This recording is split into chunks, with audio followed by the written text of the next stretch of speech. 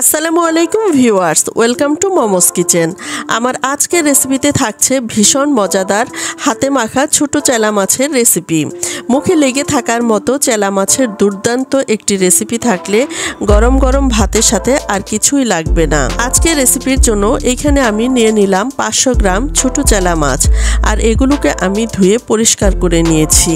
একটি প্যানের মধ্যে নিয়ে নিলাম 4 টেবিল চামচ পরিমাণ সরিষার তেল আর হাফ কাপ পেঁয়াজ কুচি, 5-6টি কাঁচামরিচের ফালি।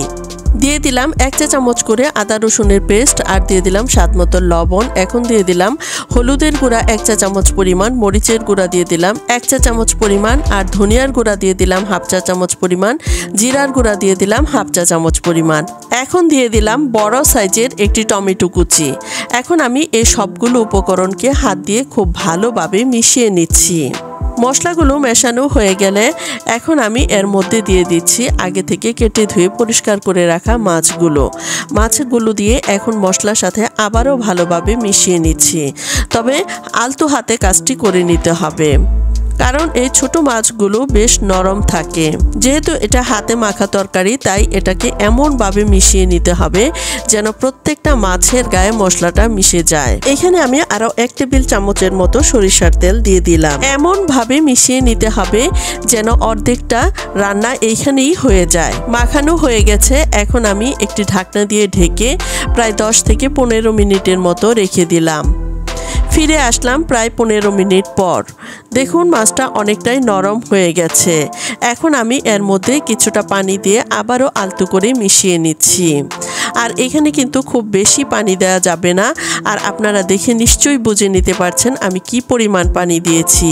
এখন আমি ঢাকনা দিয়ে ঢেকে চুলায় বসিয়ে দিলাম। যখন পলক চলে এসেছে তখন আমি ঢাকনাটা খুলে আবারও আলতো হাতে মিশিয়ে দিলাম। চুলার আঁচ মিডিয়াম থেকেও আরেকটু কমিয়ে এখন আমি ঢাকনা দিয়ে ঢেকে পানিটা একদম মাখো মাখো হয়ে যাওয়া পর্যন্ত রান্না করে নিলাম। এখন আমি ঢাকনাটা খুলে আবারও আলতো হাতে মিশিয়ে নিচ্ছি।